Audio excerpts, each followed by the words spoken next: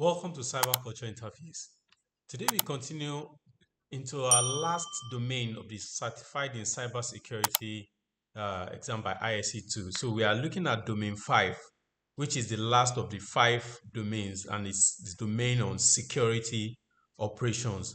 It's one of the very technical domains too, so you need to pay attention in studying.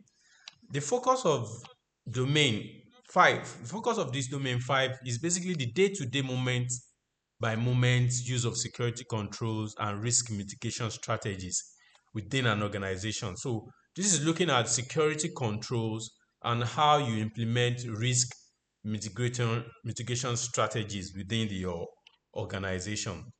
Now, the key concept about this domain is basically on how to secure data and the systems they reside in. So when you are looking at security control is all about securing the data and the systems that the data stay inside them. So now we go back to our concepts. So we have several concepts within this domain 5 you need to take on cognizance of as you prepare for your exam or as you get yourself trained on knowledge as you study the ISC2 certified in cybersecurity. Now, the first concept I'm referring to here will be data information security. Data security or information security. So, information security as a concept is basically talking about a process and discipline that provides a structure for protecting the value of data in an organization. So, it's a process.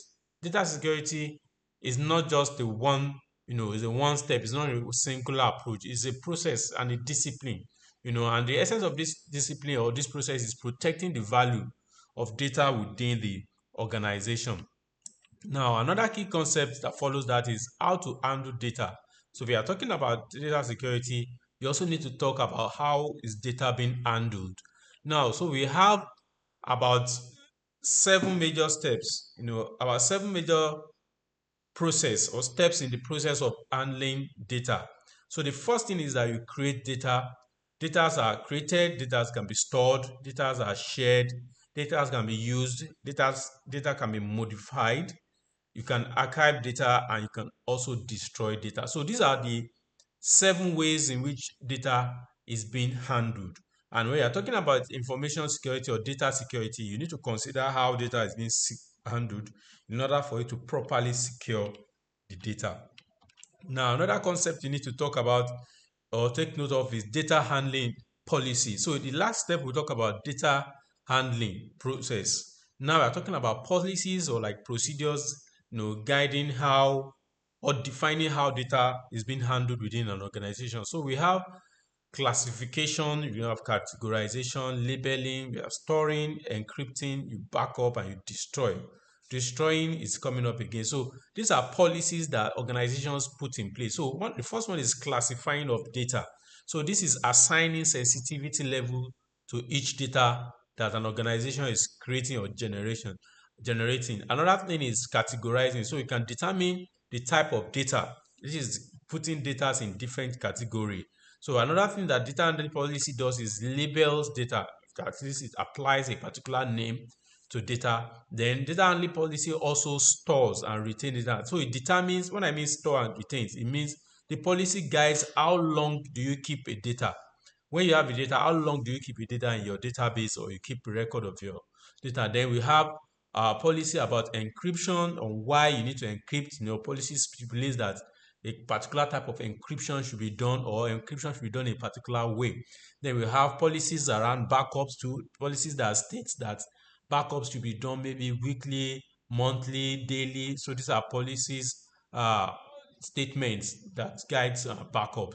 Then we have policies around destroying. So we have some organizations that have a policy that maybe after when data is being used or after a particular time, data is being erased permanently or destroyed. So these are policies, or procedures about data handling. Or organization uses these 6 steps or 7 steps to or 7 guidelines, so to say, in handling data.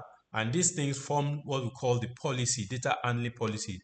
So another key concept, is data sensitivity level. If you remember in the last slide, I just mentioned that one of the things that data policy stipulate is the sensitivity, of a data, which is how you classify data. So we have different sensitivity levels. ISC2 domain 5 is where they talk about different sensitivity levels. So the first sensitivity level here is a highly restricted. So these are data that if it's compromised, it could lead to substantial loss or injury or property or damage. It can even lead to litigation claims against the organization. So organization classify such data as highly restricted or highly sensitive data. So we also have moderately restricted. So this data could lead to loss or temporary, loss of temporary competitive advantage or loss of money, revenue, or disruption of certain activities. So this data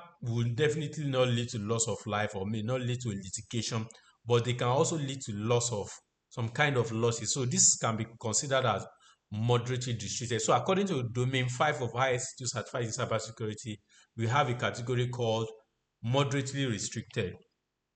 So another sensitivity level we have here, according to the domain, is low sensitivity. So these are data that could cause minor disruptions, or maybe at best, maybe they could cause a delay in the organizational process. Then we have the unrestricted data. Some data are classified as unrestricted or public data. So these data are for public use or public consumption. This data is already out there, so it can harm no one or cause any further uh, dissemination or disclosure. If a dissemination or disclosure of such information happens, it will not cause any further harm. So these are like 4 data sensitivity levels that are specified in domain 5 of ISC cybersecurity, certified in cybersecurity.